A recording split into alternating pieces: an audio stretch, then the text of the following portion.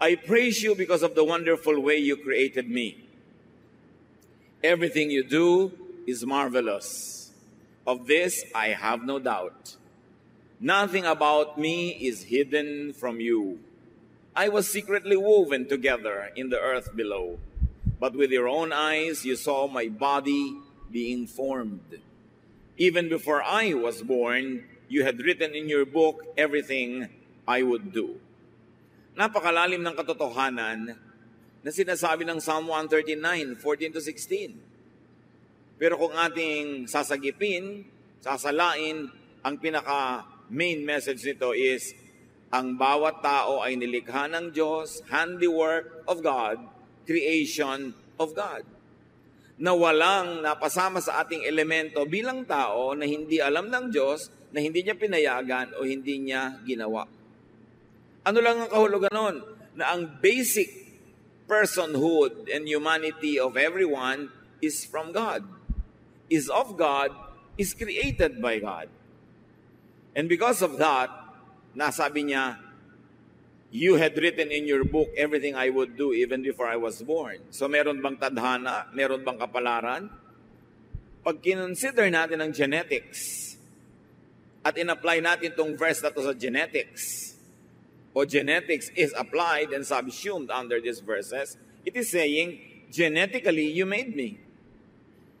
Kayo po, Panginoon, ang pumili sa dinami-rami ng ninuno ko, lola at lolo sa mother and father side, kung kanino ako magmamana ng buhok, ng ilong, ng talino, ng ugali, ng paraan ng pagtawa, ng paraan ng paglakad, ng husay, at pati na rin ng hindi husay, kasi alam nga namang mahusay ka sa lahat. So ang Diyos ang nagtimpla-timpla, naghalo-halo ng iba't ibang mga katangian na galing sa ating genetic pool. Lahat ng ating mga ninuno mula pa kay Adan at kay Eva. So apparently, all the genes that would ever appear in humanity were already in Adam and Eve.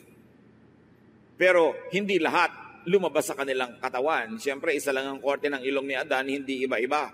Pero sa kanyang genes, sa kanyang dugo at laman, ay nandoon at nakatakda ang iba't ibang uri ng korte ng ilong, iba't ibang uri ng kulay ng buhok, iba't ibang uri ng haba at iksi ng mga biyas ng tao na lalabas sa kanyang mga offspring. Ngayon, kung ano ang nangyari sa iyo, kapatid, kung paano ka nilikha, Diyos ang may gawa. Kung magaling ka sa math, magaling ka sa music, magaling ka sa intuitive thinking o sa creative thinking, magaling ka sa sciences, Diyos ang may gawa. Yung mga area na hindi ka magaling, inibinigay niya sa iba para iba naman ang magaling doon. Diyos pa rin ang may gawa ng matatawag na weakness mo, kung tatawagin mong weakness yung area na hindi mo strength. Anong ibig sabihin nito? That God made you who and what you are. Yan ang pasimula sa pagsusuri ng buhay. Your design, your genes gives you some kind of predestiny. Siyempre, pagka nilikha ka ng Diyos na napakatangkad, halos predestined ka na siguro yung magiging airline crew o magiging basketball player o model. Kung nilikha ka naman, ang height mo ay hindi yung hinihingi ng gano'ng mga field, itinakda ka na hindi para doon. Pagka itinakda ka ng Panginoon na ganito, halimbawa, ang talino mo, halos nakasulat na sa iyong palad na yun ang magiging profession mo. Liban na lang labanan mo yun, o liban na lang hindi mo pagbuksan ng pinto ang mga kumakatok na opportunity at hindi mangyari yung nakatakda para sa iyo. You were created and born that way. Hindi mo nilikha ang sarili mo. Kaya ang unang-unang hakbang para magkaroon ng buhay na masaya, masagana, pinagpala, tanggapin mo muna ang sarili mo at huwag ka magreklamo ng magreklamo tungkol sa iyong sarili. May gusto o ayaw ka sa sarili mo, pero hindi naman ikaw ang may gawa niyan. So hindi mo pwedeng ipagyabang ang iyong mga kagalingan, kagandahan, kahusayan dahil Diyos lang ang may gawa. At hindi ka rin naman pwedeng sisihin sa iyong mga tinatawag na kakulangan o kapintasan, kung kapintasan mang matatawag yon. In other words, hindi naman tayo ang lumikha sa mga sarili natin. Kaya dapat, kung mabubuhay ka ng buo, makabuluhan, mabunga, tanggapin mo ang sarili mo at tanggapin mo rin ang iba. At sa abot ng iyong makakaya, na limitado naman dahil may nakatakda, improvein mo kung ano yung binigay sa iyo. Change from glory to glory. But the Bible says, can a leopard change its spots? Or an Ethiopian change his skin? The obvious answer is no. May mga bagay na pwedeng baguhin at improvein, merong hindi, tinatanggap na lang. Sa ating sarili, sa ating kapwa. Sa inyong anak at magulang, sa inyong kapatid o asawa, sa inyong kaibigan, meron kayong dapat tanggapin na nakasulat, nakatakda sa kanyang dugo at laman, genetically, nando na. Merong pwedeng improvein, baguhin yung napalagay lang doon because of nurture and conditioning. Pero genetically, nung ipinanganak ka na, halos nakatakda na ang lahat. Kaya pag tinanggap natin yan, handa na tayo ngayon na alamin kung ano ang papel natin sa buhay at papelin yun. Kasi pag hindi mo pinapel yung papel mo, magiging second or third class ka lang na trying hard, copycat of somebody else. Ecclesiastes 3:1-2, everything on earth has its own time and its own season. There is a time for birth. Be as you were created and designed. Sabi, pwede bang lumaban ang palayok doon sa gumagawa ng palayok na sinasabi, bakit ganyan ang ginawa mong korte sa akin? Oh, bakit wala akong tangkay? Bakit ganito? Bakit ganon? No. He is the potter, we are the clay. Mas maaga nating matanggap yon, mababawasan ang pakikipagtunggali mo sa mga totoo at natural sa'yo. At mababawasan ang pressure na binibigay mo sa iba na pilitin yung silang baguhin sa mga bagay na hindi naman talaga nababago, tinatanggap na lang at nai-improve naman. So be at peace with yourself and with others. That's how you live life. Pastor, paano ko po pakikasamahan ng asawa ko, laging tanghaling magising? Lagi namin pinag-aawayan, ang tagal-tagal na, tanghali pa rin siyang magising. O di hayaan mo siyang matulog hanggang tanghali. Yung pala ang likas niya kaysa mag-away kayo araw-araw. Kung pwede ka mag-adjust para sumabay sa kanya, adjustan mo. Kung hindi, hindi magkaiba kayo ng schedule sa umaga. Kaya magulo kuminsan ang buhay natin, lalo sa loob ng pamilya, pinipilit natin baguhin ang lahat ng tao.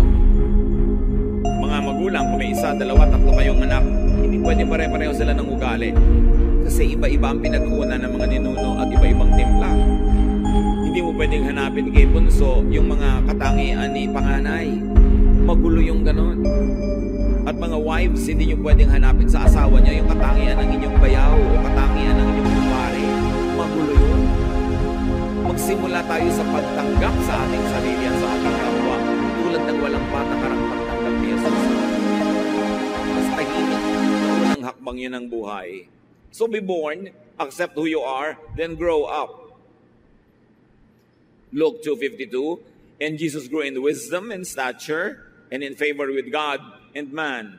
So even the Lord developed, He grew. Hindi naman siya ipinanganak na kompletong-kompleto na yung divinity at humanity niya. He grew. So you keep growing and do not stagnate. Kailangan yung alam mo last week, pinalitan mo na ngayon kasi may bago ka ng magandang nalaman. Kailangan yung sistema mo nung 3 years ago, nag-improve na, hindi laging yun, because you have to keep growing. And grow as you were created and designed. Huwag pilitin na maging iba. Doon ka lumago kung saan ka talaga nakahapay, kung saan ka nakatakda. Yun ang i-develop. Leave life stages behind, rising on their foundation. You are an infant first, then a child, and then a boy or a girl, and then a young man or a young woman, then a young adult, then an adult, then a senior adult. Live according to the stages of your life. Huwag magbata-bataan kung matanda na at huwag piliting tumanda yung bata. Yung bata ay bata, huwag nating piliting magkilos matanda. May panahon para sa lahat ng bagay. May panahong maging bata, may panahong tumanda, at may panahong napakatanda. Do not fast forward adulthood in children. We have all the time in the world to become and to remain old. Dapat hindi sobrang agahan yon. 1 Corinthians 13:11. When we were children, we thought and reasoned as children do. But when we grow up, we quit our childish ways. So let children be children, but we should move on and become adults. Sabi nga ng Desiderata, iwan mo yung tapos na. Gracefully surrender the things of youth and accept what your present stage offers. Kaya yung mga iba, ayaw aminin na tumatanda na sila, dapat yang ipagmalaki. Kasi may mga tao hindi pa nga naisilang stillborn na, no isilang patay na. Meron 10 pa lang namatay na. Ngayon ikaw 60, 70, itatago mo? Dapat mo ipagpasalamat, ipagbunyi. Look, nadaanan ko na kutakot-takot na kutakot-takot na bagyo, lidol, mga revolusyon, mga snatcher, mga murderer. Pero heto ko, buhay pa, salamat. Hindi itinatago ang edad, yan ay ipinagbubunyi. And then after a time-limited, dependent childhood, mature, and produce what you need. Dapat dependent ka lang habang batang-bata ka pa o sobrang tanda na. In between, you must be self-sufficient. Make money. Make a lot of money. Para meron ka ring itustos sa sarili mo at ipamigay pa sa mga ibang may kasakit o sobrang bata o sobrang tanda na hindi nila kayang lumikha ng yaman. Ecclesiastes 10:19. Church, read aloud. Money is the answer for everything. Ulit, I want to read it aloud. Yes, the Bible says so. Huwag kayong magpanggap na hindi kayo mukhang pera. Huwag lang tayong umibig sa pera na mas ibig natin kaysa sa Diyos o sa kapwa o sa kabutihan. But you must produce money. Dahil kada kilos mo gastos. Hindi pwedeng banal ako, hindi ako mukhang pera. No, sabi sa Bible, money is the answer for everything. Pag wala kang pera, ni wala kang ma-tithe. Dapat meron. And then make a surplus for others. Gawin natin dapat ambisyon kung hindi pa natin ginagawa to make a lot of money. Then ipamigay mo kung sobra-sobra. Sa mga karapat-dapat, hindi sa mga tamad. Ipamigay sa tama. Proverbs 31:16, yung mahusay na babae, she knows how to buy land and how to plant a vineyard. And she always works hard. She knows when to buy or sell, and she stays busy until late at night. So ganun daw ang magandang katangian, maging ng babae. Mahusay magnegosyo, nagbabuy and sell. Laging kumikita. Gumagastos, yes. Pero kinikita ang ginagastos. Ephesians 4:28, if you are a thief, quit stealing. Be honest and work hard so you will have something to give to people in need. So napakasarap na kumita ng higit sa iyong kailangan, meron kang pwedeng ipamigay. And one of the greatest pleasures in life is to give to deserving people. Titus 3:14, our children should learn to spend their time doing something useful and worthwhile. So bata pa lang, tinuturoan na natin humilig sa negosyo, humilig sa trabaho, humilig sa paghahanap buhay. What else do you do in life as you grow older? Do the maximum good. Lahat ng pwedeng gawing mabuti, gawin. Dahil yan ay tanim na may bunga at ikinalulugod yan ng Diyos. Live life in and through its cycles. And I like to add, allow others to live life through and in cycles. Cycles of childhood, of young adulthood, of adulthood. Dapat lahat yan maranasan ng tao. Ecclesiastes 3:1-8, everything on earth has its own time and its own season. There is a time for birth and death, planting and reaping. Lahat may panahon. May panahon ng pagtatanim, mayroong panahon ng pag-ani. So kayo na mga tinaniman ng mabuti, dapat magkaroon naman ng ani yung nagtanim sa inyo para may panahon din sila ng ani. Live and enjoy life stage and cycle. And do not resist or fight time and aging. Lahat halos sa cosmetics ngayon is to fight aging. Why will you fight aging? Age is a gift from God. Basta may kasamang wisdom sa pag-age ang tao, everything is worth it. There is time for killing and healing, for destroying and building, for crying and laughing, weeping and dancing, for throwing stones and gathering stones, for embracing and parting. There is a time for finding and losing, keeping and giving, for tearing and sowing, listening and speaking. There is also time for love and hate, for war and peace. So anong sinasabi sa atin Solomon? Maiksi ang buhay compared to eternity, pero ito'y sapat para magkaroon ng oras sa lahat ng bagay. At huwag pagtakhan. Pagka mayroong mga problema, ang lungkot-lungkot ko po ngayon, ano pong gagawin ko? Di malungkot ka. Panahon ng lungkot. Ba't ka ba malungkot? Namatay po ang asawa ko. Alangan naman kang sumayak ka. Di malungkot ka. Ba't mo pinaproblema yung lungkot mo? Hayaan mo siya, mauubos din yan. Kasi may time naman for dancing. So for time ng dancing and enjoyment, huwag ka mag-isip ng problema. Ang atupagin mo yung enjoyment. You have a lot of time for your problems, pero sayang yung opportunity na masaya, may kainan, may fiesta, merong pagtitipon, tapos ang iniisip mo, problema mo. There's a time for that. Especially when you're alone. Pero pag may mga tao, pwede mo silang ma-enjoy, pwede ka nalang ma-enjoy, sinasayang mo ang pagkakataon. Kung ano dapat yung programa ngayon, anong nangyayari, sakay ka lang ng sakay. Huwag mo nang balikan yung problema mo ng nakaraan, kasi hindi oras yun ngayon para mo isipin, at huwag mong isipin ngayon yung magiging problema mo bukas. Pagdating niya bukas, tsaka mo na isipin. Kung anong nandito, live in the moment. Be in the moment. Enjoy if it's enjoyable. Mindful that it won't last.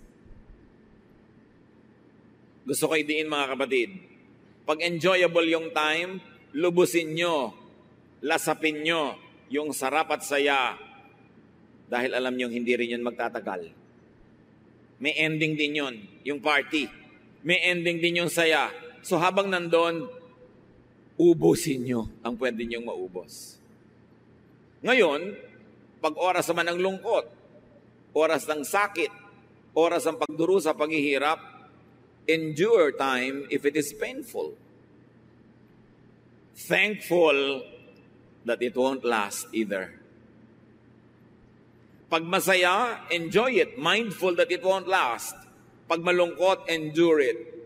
Thankful that it won't last either. Natatapos din ang hirap. Natatapos din ang lungkot. At kung anong ibigay sa inyo ng Panginoon, huwag kayong maarte, huwag kayong mag-guilting, enjoyin kung ibinibigay sa inyo. Ecclesiastes 11:8, even if you live to a ripe old age, you should try to enjoy each day. So ano sinasabi ni Solomon? Kahit matanda ka na, maghanap ka pa rin ng gimmick. Maghanap ka ng fun. Feel young. Look young. But think like an adult. Behave like an adult. But be happy. At isa yan sa mga gifts natin sa ating mga magulang, lolo at lola, lalo't naging mabuti silang magulang, dapat magsaya naman sila sa kanilang pagtanda.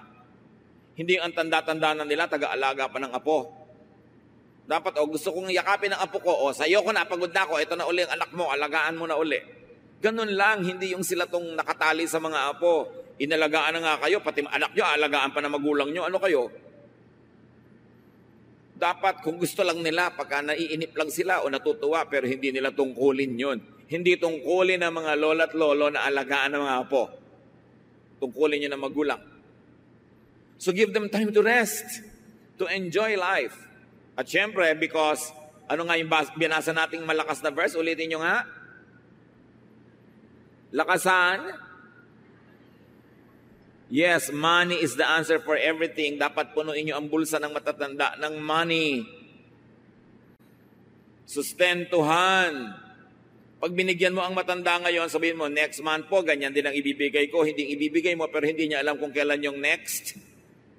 Hindi tuloy siya makapag-plan ng budget. Right? Dapat, pinalaki ka, pinakain ka.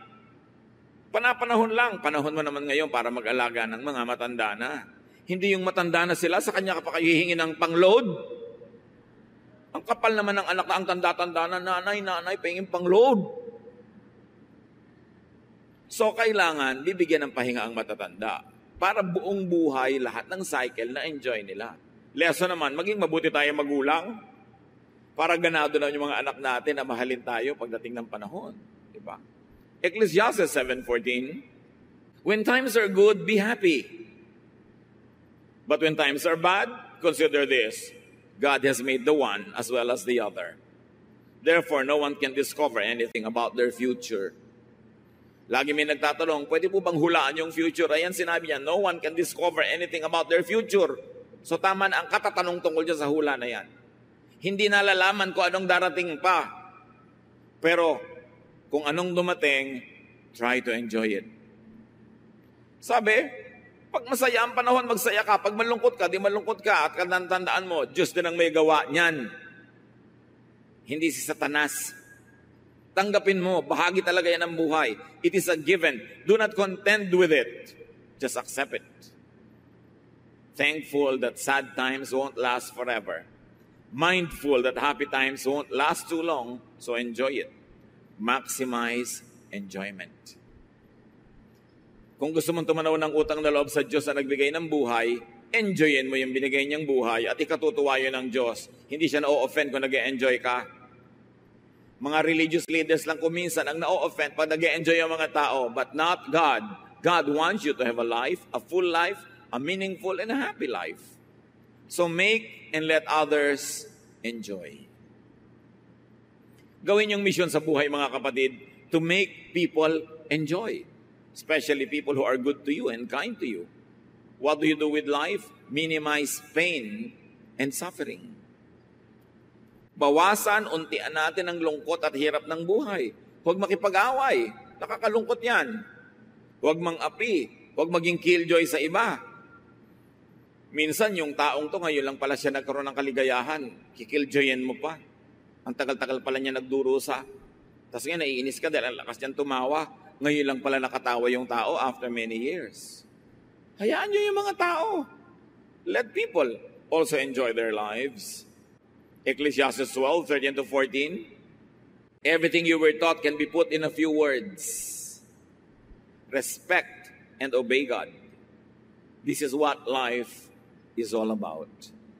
God will judge everything we do, even what is done in secret, whether good or bad. So laging igalang ang Diyos. Itrato ang mga tao tulad ng gusto ng Diyos sa pagtrato natin sa kanila. Igalang ang ating sarili, mahalin ang buhay. At kung kaya mo, get a partner. Or a substitute. Maybe a friend. Kasi kung wala kang tunay na romantic partner, maybe there's the next best thing. But always have a partner, a friend, someone that you share time and space with.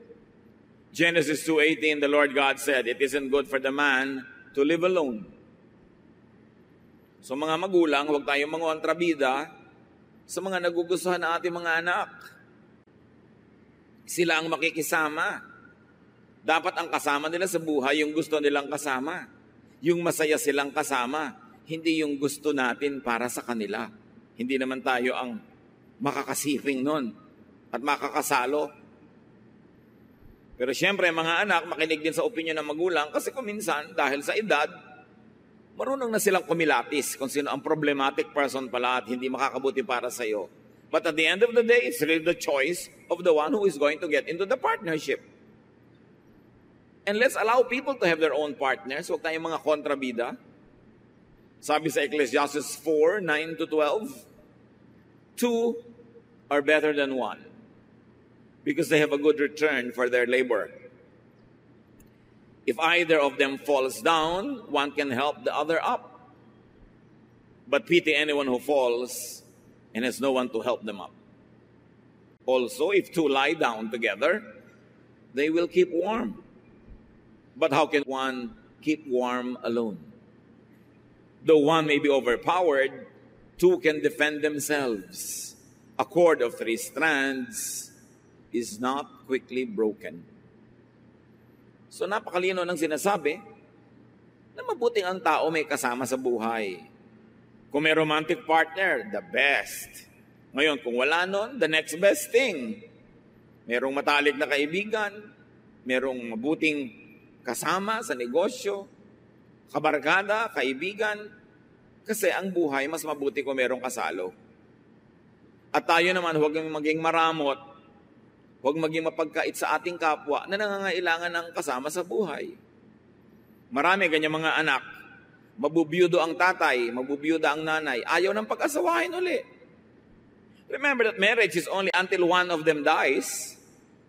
And when one passes on, the person is free to marry again. Maraming mga anak ayaw pagsawahin yung tatay. Paano naman ang gusto makakaasawa ng tatay? 18. Anong gusto yung asawa ng magustuhan ng tatay nyo? 90. Isa pang aalagaan din niya. Alam nyo, akala natin last lang yon, yung gusto ng matanda bata. Hindi lang yon. Kasi siyempre, nakakaramdam na siya ng mga sakit sa katawan, hirap maglakad. Alam naman, kumuha pa siya ng isa pa niyang aakayin. So nagkakaroon siyempre ng natural attraction sa young, sa strong, sa cheerful, sa happy. Why na ipagkakait sa mga magulang yon? Dahil natatakot kayo may kaagaw kayo sa mana? Sa mga lupa, sa kuko ng tatay nyo, maghahati-hati kayo sa konting lupa. Pagkakaitan nyo siya ng kaligayahan, bakit? Masisipingan nyo ba siya? Makakamot nyo ba yung likod niya the way a wife or a partner could? So bakit yung pagdadamutan?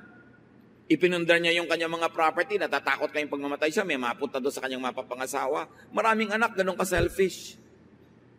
Magpundar kayo ng property nyo kung gusto nyo magkaroon. Huwag nyong bigla na lang titigan yung mamamanan nyo na pinagkakaitan nyo yung matanda na makapag-asawa sa takot nyong mabawasan ng mana. Meron pa nanay, ang tanda-tanda nyo na, nakakahiya naman po na mag-asawa pa kayo. Bakit nakakahiya? Marriage is honorable, no matter what the age. Sasamahan nyo ba siya araw-araw? Pumupunta lang naman kayo kung birthday o pag Biyernes Santo o pag Noche Buena. Ibang araw, wala namang kasama yung matanda. Ba't di nyo hayaang may kasama? Don't be a killjoy. Let people have partners of their choice. Choice nila yun. Si King David nga nung matanda na hindi na matanggal ang ginaw sa katawan. 1 Kings 1-4. King David was now an old man, and he always felt cold, even under a lot of blankets. His official said, "Your Majesty, we will look for a young woman to take care of you. She can lie down beside you and keep you warm." They looked everywhere in Israel until they found a very beautiful young woman named Abishag, who lived in the town of Shunem. They brought her to David, and she took care of him. Bakit niya naman mamasamain? Lalo kung matanda na, di na magkaroon siya ng happy ending. Para yung pag-exit niya sa mundo, nakangiti siya. Bakit mainit ang mga tao, ang mga mata ng tao sa may edad na may gusto pa ng partner? Alam niyo yung pag-edad, sa itsura lang, pero ang nadarama naman ng matanda, pareho lang nung siya 14. So huwag nating pagkaitan ng mga matatanda ng ganon. What else do you do with this short life? Have offspring. Whenever you can, magkaroon ng anak, or its closest, second best thing, and raise your children. Raise them well. Mahirap lang naman magpalaki ng bata kung maliliit pa sila. Pag lumalaki na, gumiginhawa na rin yan. Mabuti yung may mga anak. At kung kaya natin mga kapatid, help others raise their own children too. Proverbs 22:6, teach your children right from wrong. And when they grow, they will still do right. Ang pagtuturo kung kailan bata, kaya dapat hindi yun napapabayaan. Isa sa mga social dangers ng ating OFW phenomenon, kumisan walang nakakatutok sa mga bata. Kaya tuloy ang nangyayari, lumalaki na walang guidance. Kailangan habang bata, mahalin, tutukan, alagaan, para paglaki, balanced person siya. And now, of course, enjoy your children. And when you grow older, your grandchildren. Bakit ka pa may anak kung hindi mo nun may enjoy? And enjoyment is sharing time and space. There should be a lot of togetherness, a lot of fellowshipping. Proverbs 17:6, grandparents are proud of their grandchildren. Which of course goes without saying, mga young people, live so that your grandparents will be proud of you. Hindi yung binibigyan nyo sila ng kahihiyan, kundi sila ay may maipagmamalaki. So mga kapatid, enjoy fruits of lifelong toil and good works. Kaya yung mga magulang natin, pag nagsi-senior years na sila, dapat na-enjoy na nila lahat ng itinanim nila. Hindi yung kasama pa tayong namimitas. Dapat tayo na yung nagdadagdag sa mga kaing-kaing nila ng mga ani. Ecclesiastes 3:13, because God's gift to us is the happiness we get from our food and drink and from the work we do. Regalo yun ng Panginoon na tayo'y umani ng itinanim at lasapin ang sarap ng ating mga mabubuting naging mga gawa. Ecclesiastes 5:19, suppose you are very rich and able to enjoy everything you own. Then go ahead and enjoy working hard. This is God's gift to you. So yung mga bunga ng iyong pagsisikap, sabihin ko na, huwag kang mahiya na ina-enjoy mo yan. Huwag kang mag-apologize. Bigayan ng Diyos. God wants you happy. God wants you to have pleasure.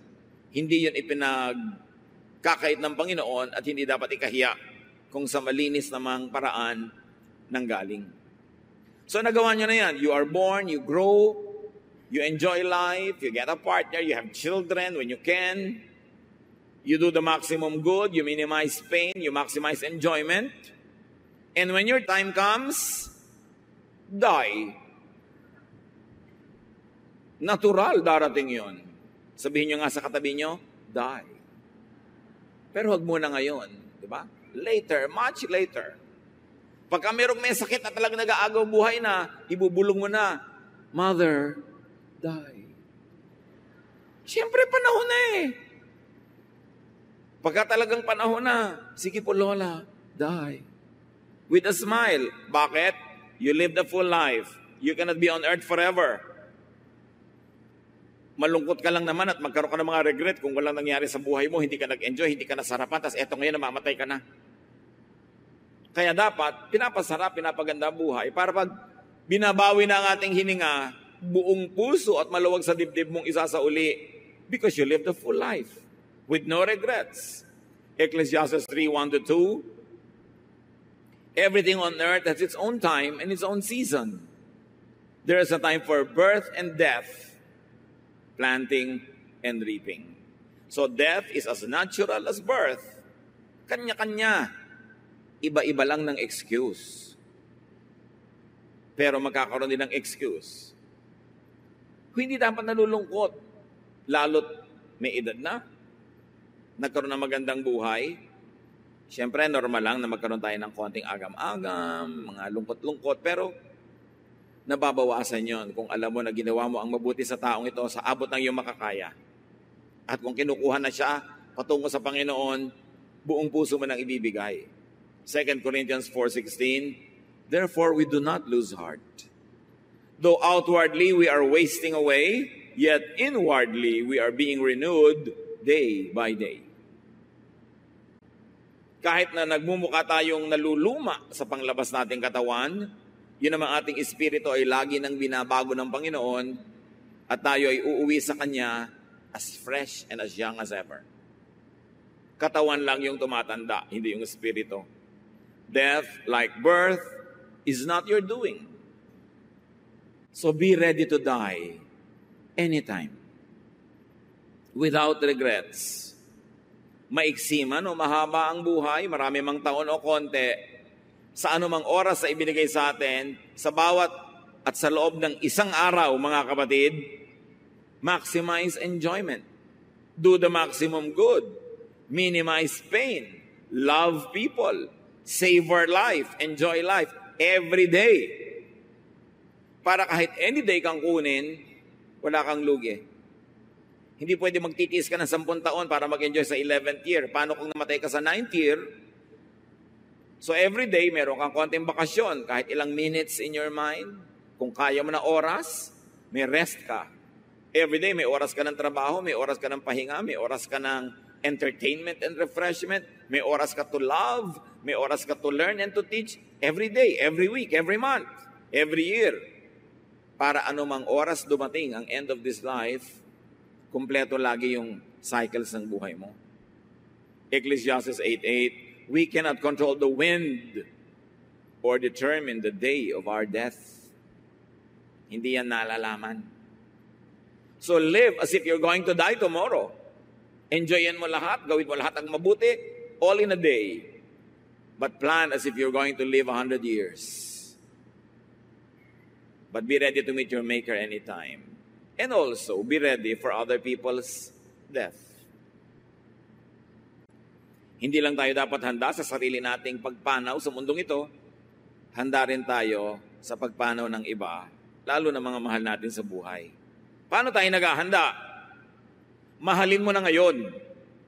Bigyan mo na ngayon. Patawarin mo na ngayon. Pagbigyan mo na ngayon, para bukas, kung siya binawian ng buhay, wala kang ipinagsisisi.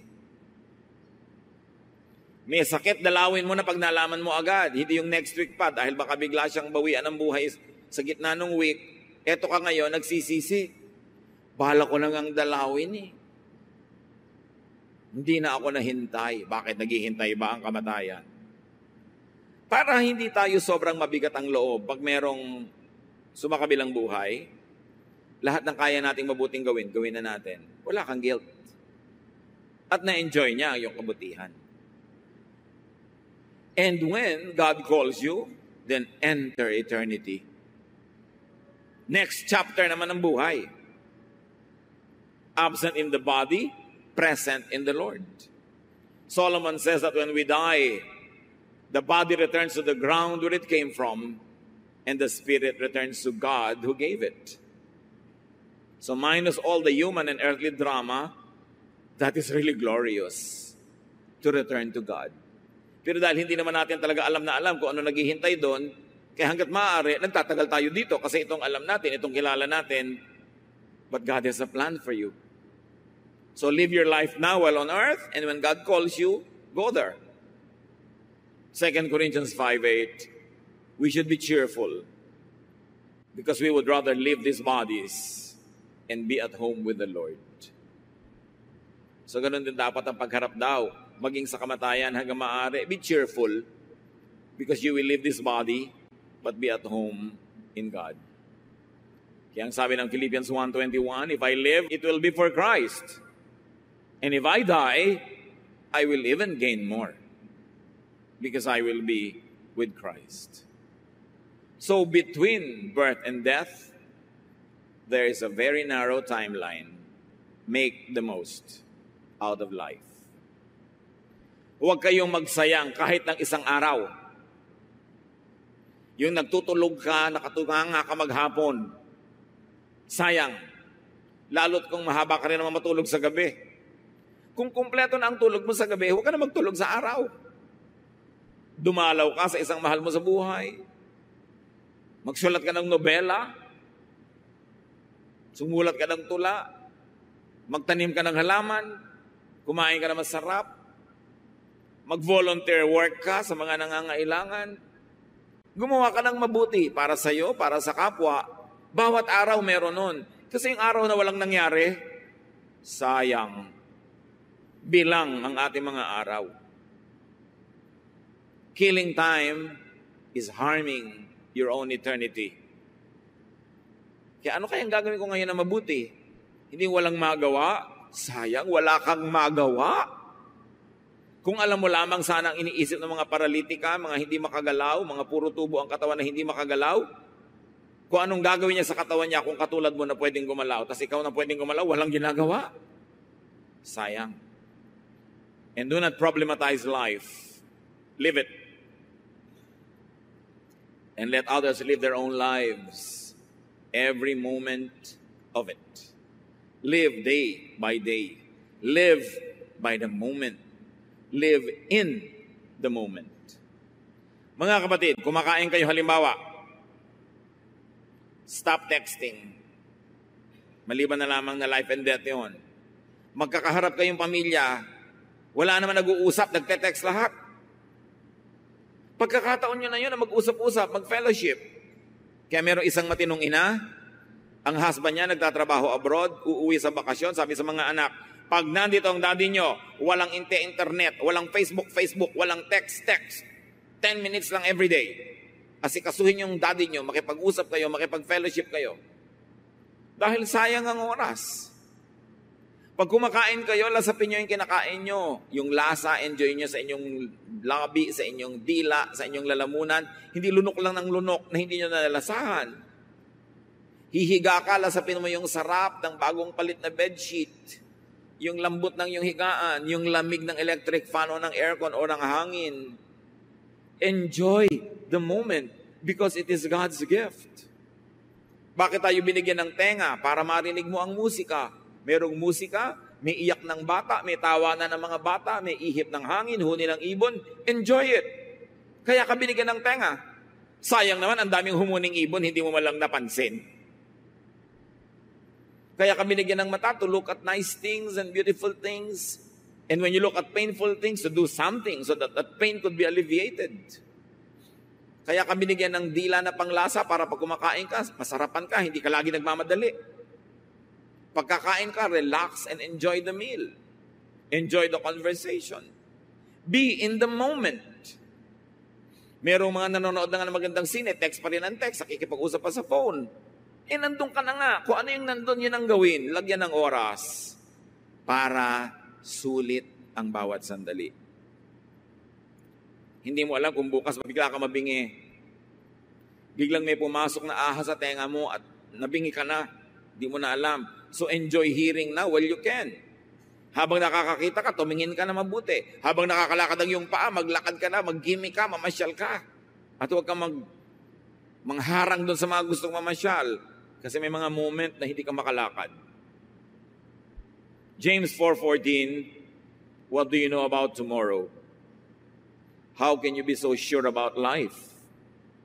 It is nothing more than just mist that appears for only a little while before it disappears. So live mindfully. Kung anong nagaganap ngayon, doon yung ilagay yung isip nyo. Nandiyan yung tatay mo, nagsasalita, pakinggan mo, hindi yung lumilipad ang isip mo. Kasama mo yung asawa mo, enjoy the moment, hindi yung kung ano-anong ini-imagine mong ibang bagay. Savor the time and place. Nagbabakasyon kayo, huwag kang umimbento ng gulo o away. Sige na, todo pasa na lang, lampas lahat para masarap ang panahon. Savor the sensations and the feelings. Napakahalaga ng feelings. Expose yourself to what makes you feel good. There's nothing wrong with that. Basta hindi nyo ninanakaw o inaagaw sa ibang tao. And make people feel good. Mga kapatid, binigyan tayo ng dila. Dapat more than 95% of the time, pag may sinabi tayo sa kapwa, they feel good.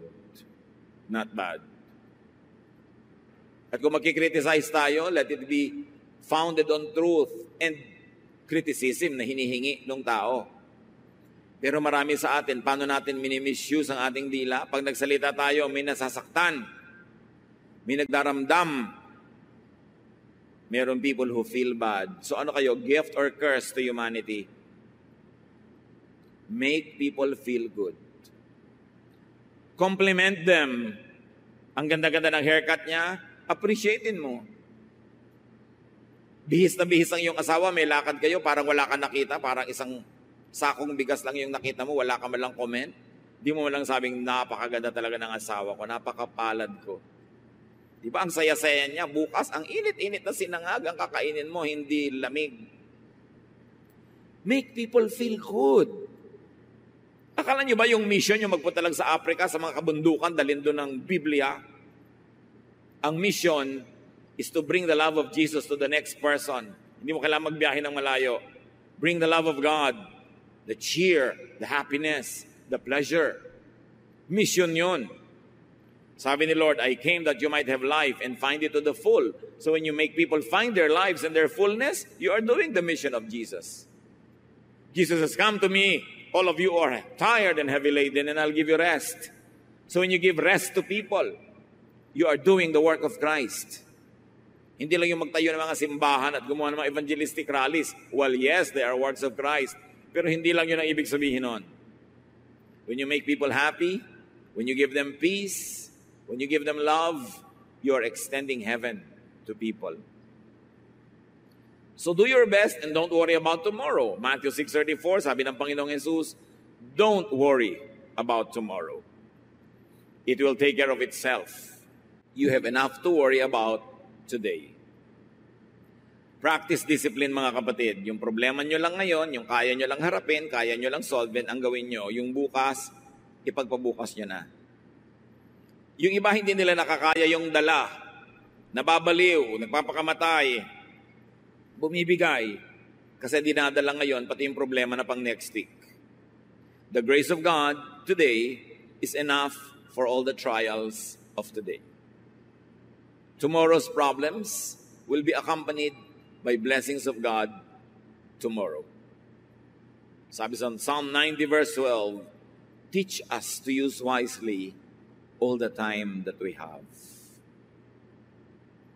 Gaano karaming oras pa kaya, araw, buwan, minuto ang natitira bago tayo humarap sa Diyos at mabawian ang buhay? Use wisely all the time that you have. To love, to be loved, to do the maximum good, to share the gospel of Jesus to people, not only the words of the Bible, but love in action as exemplified by Jesus. And when your time comes to meet your Maker, die. Ganun talaga ang buhay. Huwag dramahan masyado. Meanwhile, while you are not being called to eternity, live. Get a life. Kaya nga napakaganda ng Tagalog na mabuhay. Sabi sa Spanish, a vida. Kailangan magkaroon ng buhay ang tao para hindi sayang ang panahon. Ama namin sa langit, salamat sa pahiram niyong buhay. Nawa huwag niyo kayo makitang bulagsak, nag-aaksaya, sumisira ng minuto, ng oras, ng araw, ng linggo, ng buwan, ng taon. Kundi matuto kami to be responsible. At aming ma-appreciate, Panginoon, na ang lahat ng ito bigay niyo, may kahulugan at may misyon, may hirap, may sarap, na kasama ang bawat sandali. Teach us to be wise, how to deal with time, and how to live life to the fullest. Pagbulay-bulayan natin, mga kapatid, kung paano i-apply sa buhay ang mga pinagsaluhan natin. Lord, teach us